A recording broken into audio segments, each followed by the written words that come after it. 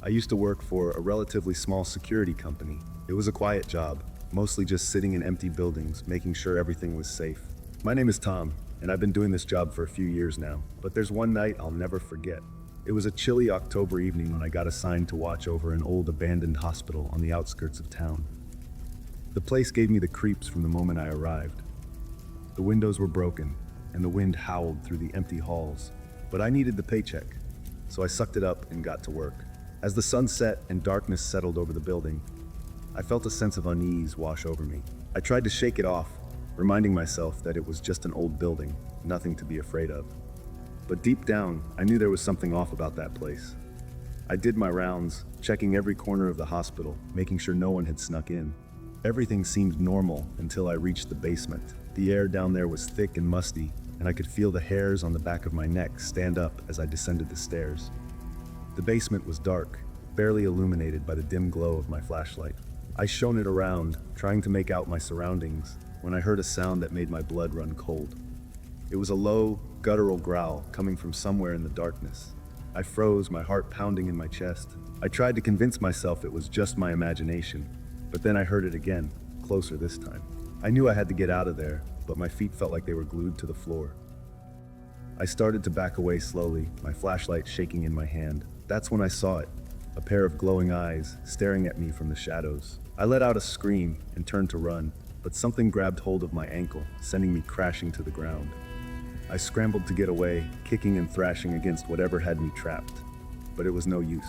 Whatever it was too strong, dragging me further into the darkness. I fought against it with everything I had, but it was like trying to wrestle with a shadow. Just when I thought I couldn't hold on any longer, I felt it release its grip and I scrambled to my feet, sprinting up the stairs and out of the basement. I didn't stop running until I was outside, gasping for air and covered in sweat. I looked back at the hospital, half expecting to see whatever had attacked me chasing after me. But there was nothing, just the dark silhouette of the building against the night sky. I stumbled back to my car, shaking from head to toe. I didn't know what I had encountered down there, but I knew one thing for sure. I never wanted to go back. I quit my job the next day, telling my boss I needed a break from security work. But deep down, I knew the real reason. I was terrified of what lurked in the shadows of that old hospital. To this day, I still have nightmares about that night. And every time I close my eyes, I can still hear that low, guttural growl echoing in the darkness. A reminder of the horrors that lurk just out of sight. A couple of years ago, I was home alone, enjoying a rare night of peace. My parents had gone out for a dinner date, and my siblings were away at college. I was looking forward to a night of binge watching my favorite TV show and indulging in some guilty pleasure snacks. As I settled into the couch, I noticed that the house was eerily quiet. The creaks and groans of the old wooden floorboards seemed louder than usual, and the wind outside seemed to be whispering strange melodies.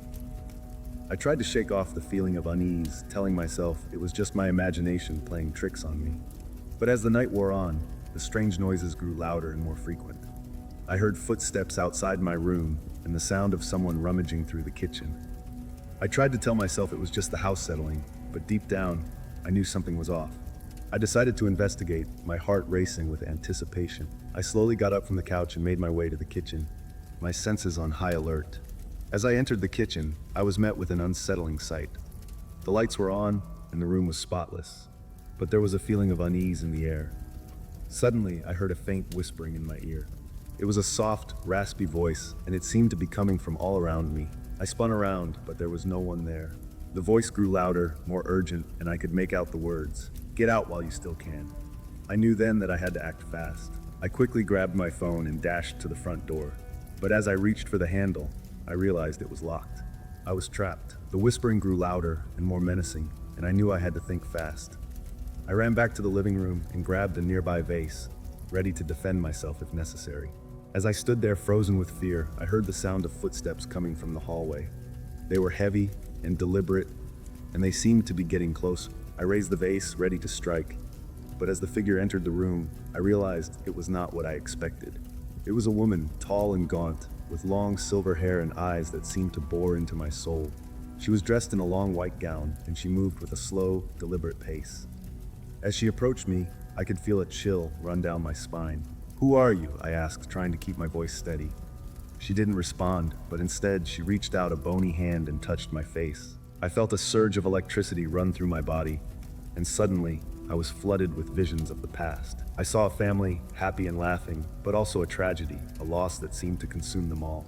I saw the woman standing in the same spot, her eyes filled with a deep sadness. As the visions faded, I realized that the woman was a ghost, trapped in our home for decades. And I knew that I had to help her find peace. With a newfound sense of courage, I reached out and took her hand. Together, we walked through the house, uncovering secrets and memories that had been hidden for years. As we reached the front door, I knew it was time to let her go. I opened the door and she vanished into the night, her eyes finally at peace. As I stood there, feeling a sense of relief wash over me, I knew that I would never forget this night. I had faced my fears and helped a lost soul find peace, and I knew that I would always be grateful for that.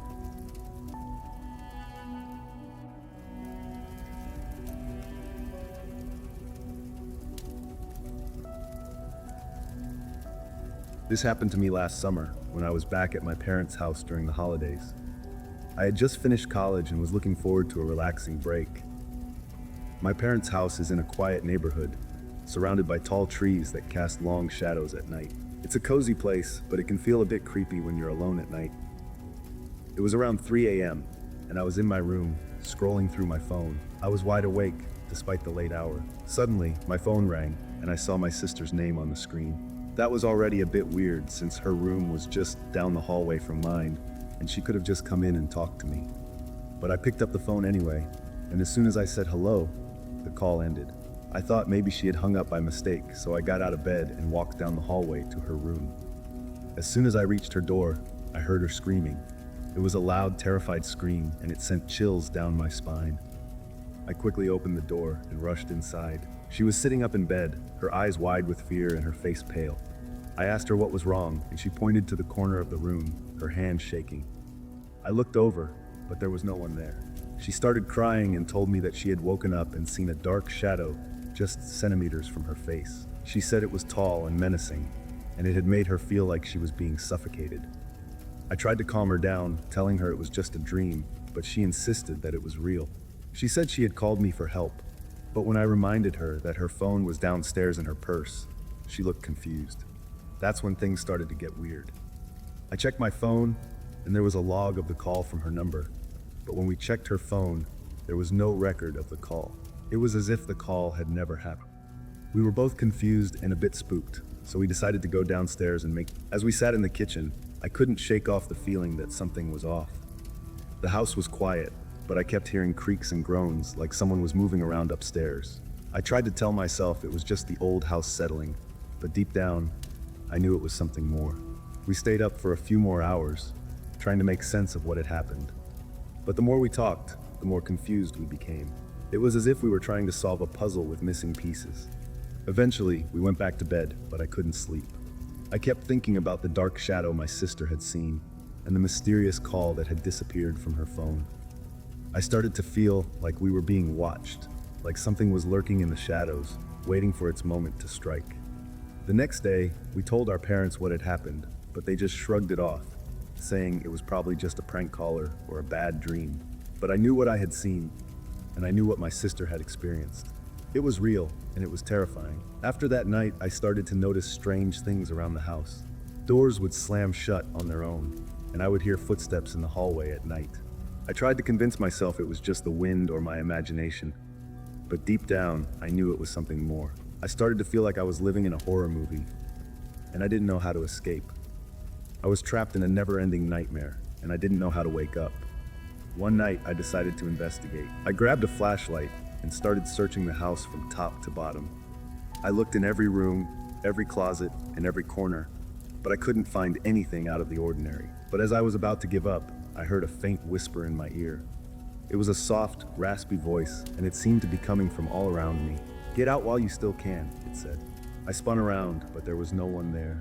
The voice seemed to be coming from the walls themselves, and it sent chills down my spine. I knew then that I had to get out of the house, and fast. I ran back to my room, grabbed my bag, and started packing. My sister saw me and asked what I was doing, and I told her we had to get out of there. She looked scared, but she didn't argue. We quickly packed our bags and left the house, not looking back. We never went back to that house again, and we never spoke about what happened that summer. But I know that I'll never forget the terror I felt and the feeling. I used to work at City Hall a few years ago as a security guard. It was a quiet job with little to no excitement, but that all changed one fateful night. As part of my duties, I had to patrol the entire building, including the abandoned jail cells in the basement. They hadn't been used in years, but it was still my responsibility to check them regularly for any squatters or trespassers. It was probably my second time patrolling alone when things started to get weird. I made my way down to the old prison holding cells, my flashlight in hand. The hallway was long and narrow, about 6 meters wide and 100 meters long, with cells on both sides. The only light came from bulbs hanging from the ceiling, casting flickering shadows on the walls. As I walked past the fourth column of cells, the lights suddenly went out. I was plunged into darkness, and my heart started racing. I turned on my flashlight and walked back towards the light switch, my beam dancing across the walls. Right when I was about to flip the switch, the lights flickered back on. I thought to myself, this is strange. I'm getting out of here. But I knew I had to finish my patrol. I started walking faster, quickly checking each cell as I passed. But when I was about halfway down the hallway, the lights went out again. This time I heard 2 cells slam shut, the sound echoing through the hallway. I didn't hesitate. I ran as fast as I could, my flashlight beam bouncing off the walls as I sprinted toward the other end of the hallway. I reached the stairs and took them 2 at a time, my heart pounding in my chest. I burst through the door at the top of the stairs and slammed it shut behind me, leaning against it to catch my breath. I was in the main lobby of City Hall, and it was bustling with people. But I didn't care. I just wanted to get as far away from those cells as possible. I made my way to my workstation, my hands shaking as I tried to calm down. I called my supervisor and asked if any electrical issues had been reported. He said no, and I knew I had to tell him what happened. But when I tried to explain, the words caught in my throat. I was stuck at my workstation for the next 2 hours, my mind racing with thoughts of what could have caused the strange occurrences. I was paranoid, constantly looking over my shoulder, expecting something to jump out at me. And when my shift finally ended, I got out of there as fast as I could. I never went back to those cells again. I couldn't shake the feeling that something was down there waiting for me.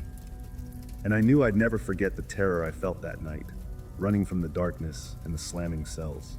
From that day on, I made sure to avoid the basement at all costs. I took the long way around, even if it meant being late for my rounds. And when I finally left City Hall for good, I knew I'd never miss that place. But sometimes in the dead of night, I still hear the sound of those cells slamming shut. And I know that whatever was down there, it's still waiting for me. I used to work the night shift at a rehab facility where the streets were rough and the patients were rougher. But it was a job that needed doing, and I was proud to be a part of it. The facility was an old building with creaky floors and flickering lights. It was like something out of a horror movie, but I tried to ignore it. My job was to keep an eye on the patients and make sure they didn't get into any trouble. But trouble always seemed to find us. The patients would get restless and start causing a ruckus, and I'd have to calm them down. It was a tough job, but I was good at it. One night I was sitting at the desk watching the monitors when I saw him. A guy standing outside the gate staring up at the camera. He was a big guy with a scruffy beard and a menacing look in his eye. I didn't like the look of him, but I tried to ignore him. He was probably just some local punk trying to cause trouble, but he didn't leave. He just kept staring up at the camera like he was trying to see something. I tried to ignore him, but I couldn't shake the feeling that something was off. He was too still, too quiet. It was like he was waiting for something or someone. I decided to use the intercom to see if he was okay. "Hey buddy, you need some help?" I said, trying to sound friendly, but he didn't respond. He just kept staring up at the camera like he was in a trance. I was starting to get creeped out. I called my coworker Mike over to take a look. "What do you think, Mike? This guy's been standing there for 20 minutes, just staring up at the camera." Mike looked at the monitor and his expression turned serious. "I don't like it," he said. "Let's go check it out." We walked out to the gate and the guy was still there staring up at the camera. We approached him and he didn't even flinch. It was like he was in a coma or something. "Hey buddy, you need some help?" Mike said, trying to shake him out of it. But the guy didn't respond. He just kept staring up at the camera like he was trying to see something that wasn't there. We tried to move him, but he wouldn't budge. It was like he was rooted to the spot. We decided to leave him alone, hoping he'd snap out of it eventually. But he didn't. He just kept staring up at the camera for hours. It was like he was waiting for something or someone. And I had a feeling that when it arrived, we were all in trouble. Finally, after 2 hours, he vanished, just disappeared into thin air. We searched the area, but there was no sign of him. It was like he never existed, but I knew he did, and I knew he'd be back. I could feel it. The rest of the night was uneventful, but I couldn't shake the feeling that something was off. It was like the guy had left a shadow behind, a presence that lingered in the air. And then just as I was leaving my shift, I saw him again, standing outside the gate, staring up at the camera. I knew then that I was in trouble. I knew that he was coming for me. I ran inside, locked the door behind me, and called the police. But when they arrived, he was gone. Again. I never saw him again, but I knew he was still out there, watching me, waiting for me. And I knew that next time he wouldn't just stare. He'd come for me, and he wouldn't stop until he got what he wanted. I quit my job that day and couldn't take the feeling of being watched anymore. But I know that I'll never forget that guy, standing outside the gate, staring up at the camera. He was a reminder that sometimes the things that go bump in the night are real, and they're coming for us. Before we get into the next story, if you come for the first time, please make sure to subscribe to our channel and press the bell icon for upcoming scary stories. We need your support. Please share these stories with your friends and family. Thanks. I was in the office late at night working on an important project. The clock on my computer screen showed 2:04 a.m. Everyone else had gone home, leaving me alone in the big office building. The lights hummed and flickered above me, casting strange shadows on the walls. I tried to focus on my work, but my mind kept drifting to the rumors about the building. Some said it was haunted, built on top of an old Indian burial ground. I didn't believe it, but the darkness and silence of the night made me wonder. As I typed on my keyboard, I felt a chill run down my spine. I tried to ignore it, thinking it was just my imagination, but the feeling stayed, and I couldn't shake the sense of being watched. I looked around the office, but there was nobody there. The cubicles were empty, and all the chairs were pushed in. I was alone, trying to focus on my work again. I couldn't shake off the rumors. I thought about scary movies, where someone is always the last one in the office. I remembered the creepy sounds and strange things that happened at night. And then I heard it, a faint creaking sound, like the floor was shifting. I tried to tell myself it was nothing, but the sound grew louder. It sounded like footsteps echoing through the empty office. I felt a sense of unease creeping over me. I wanted to leave, but I had to finish my work. So I stayed, trying to ignore the fear building inside me. Suddenly, the lights flickered and went out, leaving me in darkness. I froze, my heart pounding in my chest. I tried to move, but my legs felt heavy and unsteady. I was paralyzed with fear, unable to see or hear anything except the sound of my breathing. And then I saw it, a shadowy figure standing in the doorway of my cubicle. It was tall and menacing, with glowing eyes that pierced through the darkness. I wanted to scream, but no sound came out. I could only watch as the figure moved closer, its eyes fixed on me. I closed my eyes, hoping it was just a trick of the darkness. But when I opened them again, the figure was still there, looming over me like a specter from the beyond. I felt a cold chill run down my spine as it reached out towards me. But just as suddenly as it had appeared, the figure vanished into thin air. The lights flickered back on, and the office was quiet once again. I sat there, trembling with fear, wondering if what I had seen was real or just a figment of my imagination. I knew then that the rumors were true. The building was haunted, and I had just encountered the malevolent spirit that dwelled within its walls. With trembling hands, I packed up my things and left the office, vowing never to return. As I walked out into the night, I couldn't shake the feeling of being watched. I glanced back at the darkened windows of the office building, half expecting to see the shadowy figure staring back at me. But there was nothing there, just the empty silence of the night. I never told anyone about what happened that night, fearing they would think I was crazy. But deep down, I knew the truth. The office was haunted, and I had come face to face with its terrifying inhabitant. As I walked away, I couldn't help but wonder if it would ever come back to haunt me again. In 2013, my dad and I hunted in George Washington National Forest near Deerfield. It was a cold, rainy trip, and we struggled to keep our primers dry. The woods were understandably barren, and after about 3 days, we concluded that we were the only humans on the entire east side of Little North Mountain. We hadn't seen a single truck, let alone another hunter. That night, I was jolted awake by a howling scream like nothing I'd heard before, echoing down the mountain from just above camp. It sounded almost human, but not quite. I had my eyes wide open and glued to the ceiling of my tent as my mind raced through all the animals it couldn't possibly be when a second call answered the first. This one closer to the tent, probably less than 300 yards down the washed-out trail that wound its way up the mountain just behind our camp. "Did you hear that?" I whispered to my dad, who was stretched out on his cot just across the tent. "Yep," was his one-word answer. "The rifles are in the truck," I whispered back.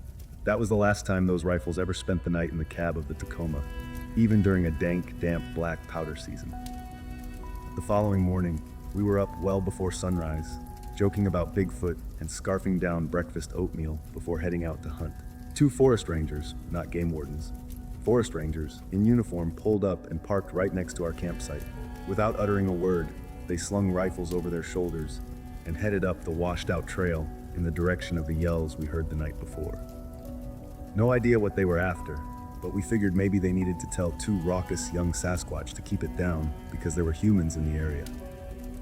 After that, we decided to hunt lower down the mountain. We trudged through the underbrush, our boots squelching in the mud.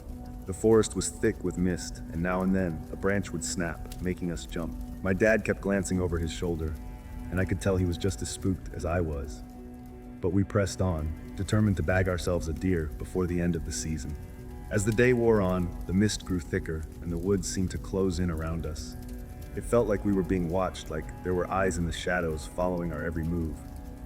I tried to shake off the feeling, telling myself it was just my imagination running wild, but deep down, I knew something wasn't right.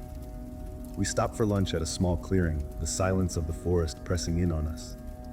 My dad built a small fire, and we heated some canned soup, eating in silence as the mist curled around us like ghostly fingers. Suddenly, a twig snapped behind us, and we both whipped around, our hearts pounding in our chests. "Did you hear that?" I whispered, my voice barely above a breath. My dad nodded, his hand straying to the hunting knife at his belt.